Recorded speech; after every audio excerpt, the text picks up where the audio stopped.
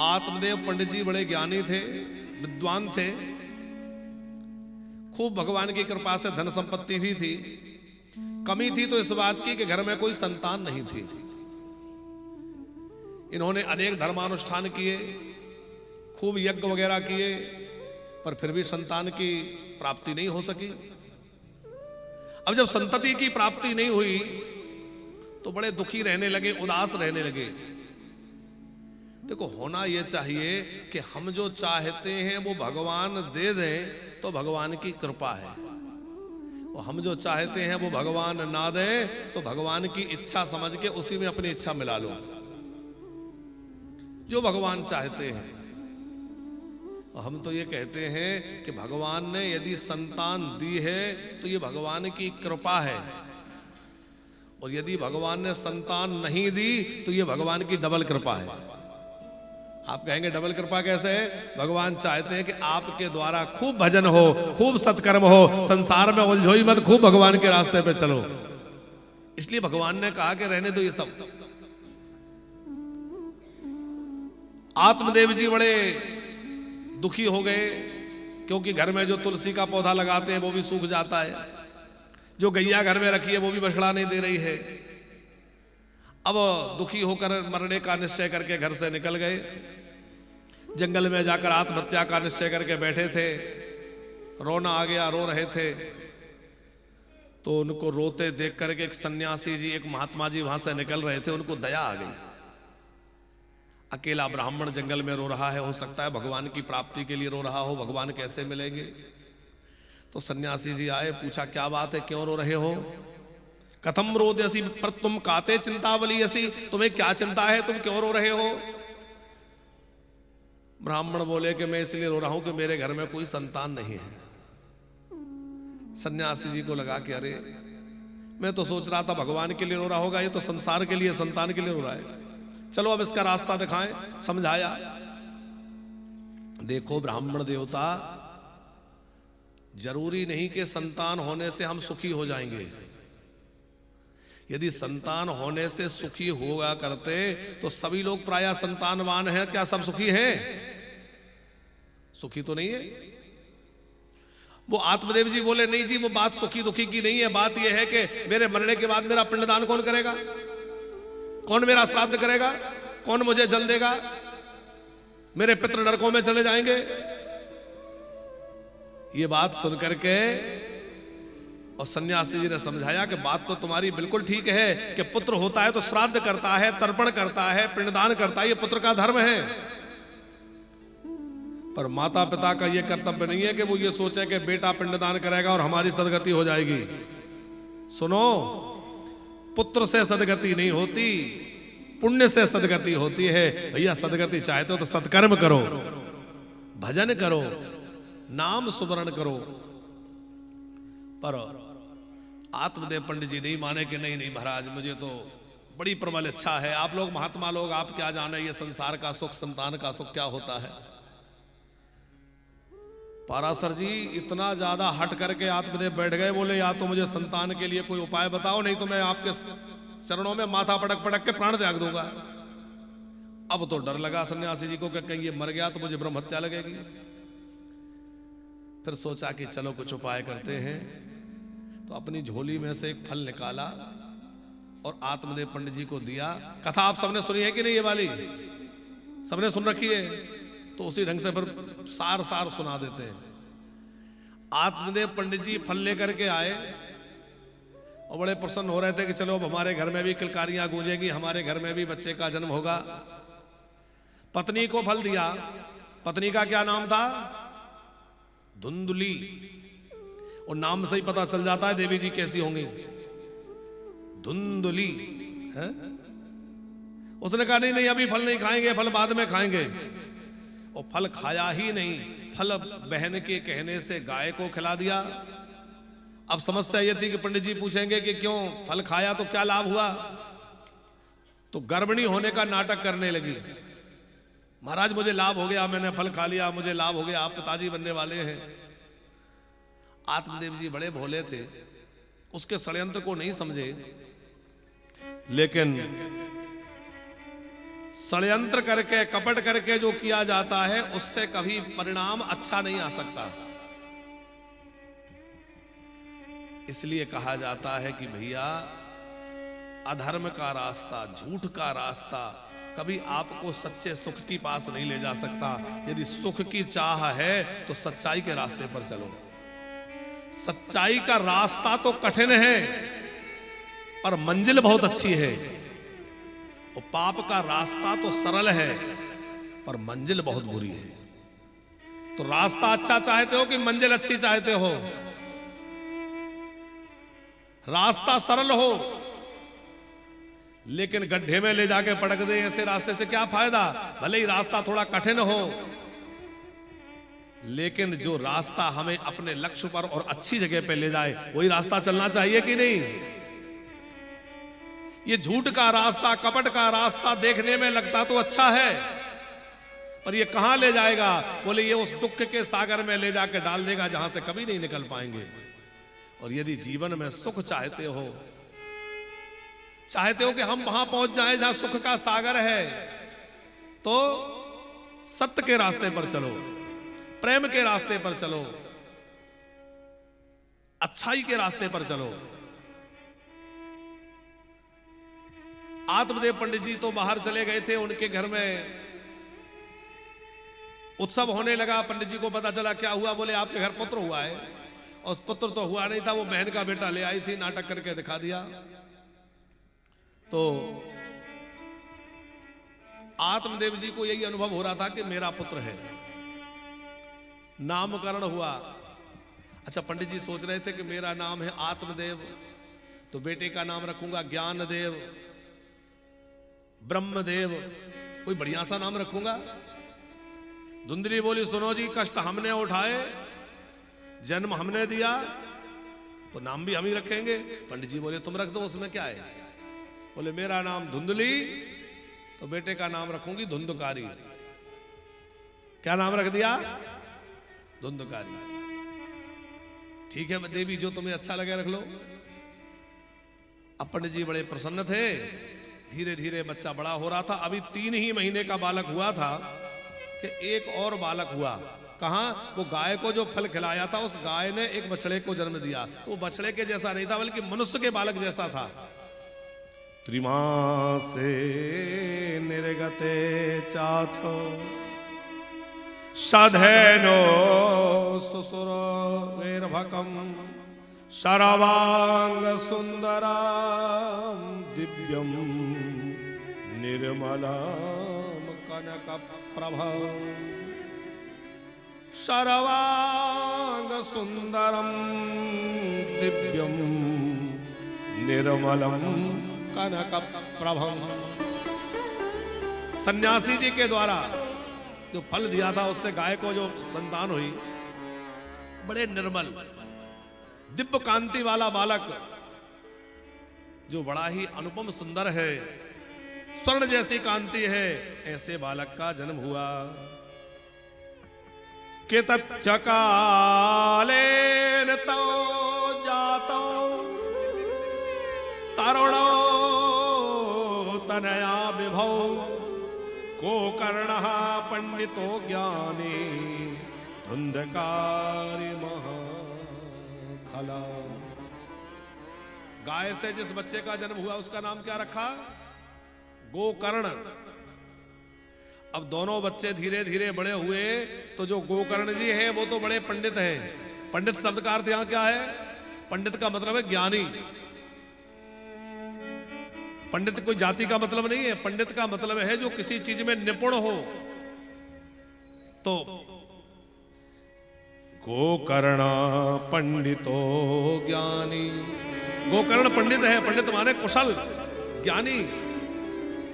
और धुंधकारी महाखला, धुंधकारी खल है।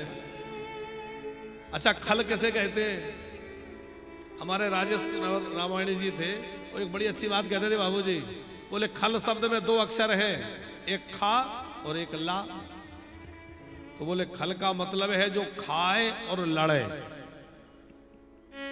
जो खाए और लड़े वो खल है। और फिर एक बात और जोड़ते थे, बोले इतना ही नहीं, जिसका खाए उसी से लड़े, वो खल है। तो धुंधकारी ऐसा ही था। कैसा था? धुंधकारी महाखला। महाखल माने माताजी पिताजी कहीं खा रहा और उन्हीं से लड़ रहा है। स्नान शौच क्रियाहीनो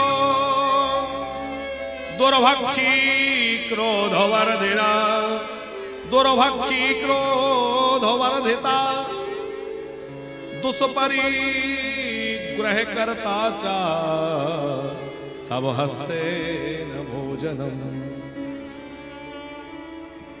कैसा था? बुरी वस्तुओं का संग्रह करता। कुछ लोगों का अभ्यास होता है अस्त्र शस्त्र धरना, बुरी चीजें इकट्ठी करके रखना। अच्छे लोग कहीं जाएंगे तो कभी रामायण खरीद लाए, कभी गीता जी ले आए, कभी कोई और ग्रंथ ले आए, कभी भगवान का कोई विग्रह ले आए, भगवान का चित्र ले आए, भगवान के लिए पोशाक ले आए, माला ले आए, मोर पंख ले आए। ये अच्छे लोग जाएंगे तो ऐसे काम करेंगे। और गड़बड़ लोग होंगे, वो वैसी चीजें अब बताने की जरूरत नहीं है? अच्छा, हम बाजार में निकले तो हमारी नजर किन चीजों पर ज्यादा पड़ती है, ये हमारी प्रवृत्ति को दिखाती है। आप कभी बाजार में जाएं और बढ़िया कहीं मिठाई रखी हो, गर्मा गर्म रसगुल्ला कहीं बन के रखे हो, रबड़ी रखी हो, और उसको देख करके आपको अपने भगवान जी की याद आ जाए, अपने ठाकुर जी की, कितने बढ़िया फल रखे हैं, कितने बढ़िया रसगुल्ला रखे हैं, तो मेरे ठाकुर जी को भोग लगना चाहिए, तो समझो आपके मन में भक्ति का प्रवेश हो गया है। अच्छी चीजें देखकर हमें अपनी याद आ जाए, अपने बच्चों की याद आ जाए, वो तो साधारण बात है, पर बढ़िया वस्तु देख के भगवान की याद आ जाए कि ये वस्तु तो भगवान को भोग लगना चाहिए, तो आपकी भक्ति श्रेष्ठ हो जाती है। स्नान स्नान शौच क्रियाहीनो दुर्भक्षी क्रोध वर्धिता। हर समय क्रोध में भरा रहता धुंधकारी। पिताजी थोड़ा समझाते, उन्हीं से झगड़ा करने लगता। माताजी कुछ कहती तो उनको गाली गलौज करने लगता। अच्छा, बच्चे जब छोटे रहते हैं और छोटे में ही उनकी गलतियों को यदि हम लोग अनदेखा करते रहें तो आगे चल करके परिणाम बड़ा भयंकर होता है। इसलिए जब बच्चे छोटे रहें और गलतियां करें तो उसी समय उन पर अंकुश लगाना चाहिए, उसी समय उनको अनुशासित करना चाहिए। कई बार माताएं क्या करती हैं कि बच्चों की छोटी छोटी गलतियों को छुपा लेते हैं। चलो बच्चा है, कर दिया, पिताजी को पता चलेगा, गुस्सा करेंगे, डांटेंगे। तो माँ जब छोटी छोटी गलतियों को छुपाती है तो वही बड़ा होकर के बड़ी बड़ी गलतियां करता है। यही धुंधकारी के साथ हुआ। घर में चोरी कर ले, धुंधकारी ने देख लिया कि वो धुंधली ने देख लिया कि बेटे ने चोरी करी है। अब धुंधली सोचती है चलो बच्चा है, लेकिन बड़ा होकर के वो बड़ा भारी चोर बन गया, डाकू बन गया। अब पिताजी ने डांट फटकार करी तो उन्हीं से मारपीट करने लगा, और जब उनके साथ ही दुर्व्यवहार करने लगा तो वो तो बड़े दुखी हो गए। मेरा पवित्र घर, हर समय वेद मंत्र गूंजने वाला, जहां गायत्री होती है, होम होता है, यज्ञ होता है, वहां जे दुष्ट आकर के शराब पी के आ जाता है। पंडित जी बहुत दुखी हो गए। वो एक दिन अकेले में रो रहे थे। अच्छा, रात में रो रहे थे क्योंकि दिन में वो रोए भी ना, वो धुंधकारी रोने भी नहीं देता। तुम रोगे तो मोहल्ले वाले मेरे को गालियां देंगे, कैसा लड़का है, रोना मत। बेचारे रो भी नहीं सकते। ऐसे धुंधकारियों की आज भी कमी नहीं है नरेंद्र जी। माता पिता को सताते भी खूब हैं, डांटते हैं, खबरदार घूमने जा तो रहे हो पर मेरे विषय में कुछ कहा तो समझ लेना। मतलब वो ये भी नहीं चाहते कि मोहल्ले में या कहीं आसपास मेरी कोई बात बाहर जाए कि बच्चा कैसे रख रहा है, बहू कैसे रख रही है। तो आप कभी वानप्रस्थ आइए, वृंदावन आइए, देखिए हमारे यहाँ माताएं रहती हैं, बुजुर्ग रहते हैं, ऐसे ऐसे दुखी लोग आते हैं। अब आपसे क्या कहें, क्या स्थिति समाज की हो गई है। ये समाज कहां जा रहा है, किस दिशा में जा रहा है, समझ में नहीं आता। यही आगरा की ही एक माताजी हमारे यहां पहुंची, नरेंद्र जी, दोनों पति पत्नी थे। वो माताजी कह रही थी कि महाराज जी 4 वर्ष हो गए, बहू ने मुझे बेटे से बात नहीं करने दी। वो बेचारी इतना रो रही, बोले इतना मन तड़पता है कि एक बार बेटे से बात कर ले, क्योंकि बेटे के यहाँ बेटे का जन्म हो गया, पोते का जन्म हो गया। तो बोले ना तो आज तक पोते की सूरत देखने दी और ना पोते से फोन पे बात कराई। अब आप विचार करो, वो दादा दादी के मन में कितनी लालसा लगती होगी कि एक बार पोते को देख ले। उनको कुछ चाहिए तो नहीं, वो तो उल्टा अपना सब कुछ देने को तैयार है। हमारा घर हम किसके लिए है, बच्चों के लिए ही है। पर बहू ने कह दिया कि नहीं, उनसे कोई बातचीत नहीं करोगे। अब बेचारी रो रो करके बताएं कि महाराज जी इतना मन होता है कि एक बार पोते से बात कर ले। ध्यान रखना, यदि ऐसा हम लोग कर रहे हैं तो जिनके साथ कर रहे हैं वो तो कुछ दिन में चले जाएंगे, पर हमें ब्याज सहित वो सब मिलने वाला है और हमारे साथ और बहुत बुरा होने वाला है, ये याद रहे। इसलिए सावधान रहे। अच्छा एक बात बताओ, कौन कौन चाहता है कि हमारा पुत्र श्रवण जैसा हो? श्रवण कुमार का नाम सुना है सबने? आप लोग हाथ खड़ा करिए, कौन कौन चाहता है कि हमारा बेटा श्रवण कुमार जैसा हो? सब चाहती है। तो अपने पति को श्रवण कुमार जैसा बनाओ। पति श्रवण कुमार बनेगा तो बेटा अपने आप श्रवण कुमार पैदा होगा। पति थोड़ा सा माता पिता की सेवा में लग जाए तो अरे बोले मां के पल्लू से बंधा रहता है। आपने वो कहावत सुनी होगी, बाबूजी, एक बहू अपनी सास के साथ बड़ा दुर्व्यवहार करती थी। मिट्टी के बर्तनों में बासा कूसा भोजन बचा हुआ देती थी और बर्तन धोना ना पड़े इसलिए वो सासू जब भोजन कर ले, अब सासू उठ नहीं पाती थी, खटिया पर पड़ी बेचारी, तो उसका बर्तन वो चिमटे से पकड़ के घूड़े पे फेंक देती, धोना ना पड़े। 8-10 वर्ष का बच्चा था, वो बच्चा पीछे से जाए और उस बर्तन को, मिट्टी के पात्र को उठा के घर में लाके रख ले। कोने में तमाम इकट्ठे हो गए। एक दिन वो बहू सफाई करते करते अंदर गई तो देखा कि ये सब बर्तन कौन लाया, ये तुम्हें घोड़े पे फेंक के आई थी, कौन ने रखा यहां? तो बच्चा आया, बोले मैंने रखे। वो बड़ी नाराज हुई कि मैं तो फेंक के आई थी, उठा क्यों लाया, ये क्या किया है तूने, ये कचरा यहां क्यों इकट्ठा किया है? वो बोला कि मां बात ये है कि अभी तो हमारे गांव में कुम्हार है, मिट्टी के बर्तन मिल जाते हैं, आगे हो सकता है कुम्हार कहीं चला जाए, मिट्टी के बर्तन नहीं मिले तो। बोले क्या मतलब है? बोले मतलब ये है कि तुम दादी जी को इनमें बर्तनों में भोजन देती हो, मेरा विवाह हो जाएगा, मेरी बहू आ जाएगी तो वो भी तुम्हें ऐसे बर्तन ढूंढेगी। अब तुम्हारे समय उस समय बर्तन नहीं मिलेंगे तो वो बेचारी कहां से लाएगी, तुम्हें इंतजाम करके रख रहा हूं। बात समझ में आ गई? तो भैया आप जो कर रहे हो वो बुजुर्गों के साथ तो कर रहे हो, पर बुजुर्ग तो बेचारे चले जाएंगे, आप अपनी तैयारी कर रहे हो और समझ लेना 10 गुना 50 गुना होकर सामने आने वाला है। इसलिए हम कहते हैं भले ही तीर्थ यात्राएं कम करो, पर घर में बैठे बुजुर्गों की सेवा कर लो, आपके घर में ही तीर्थ यात्रा हो जाएगी।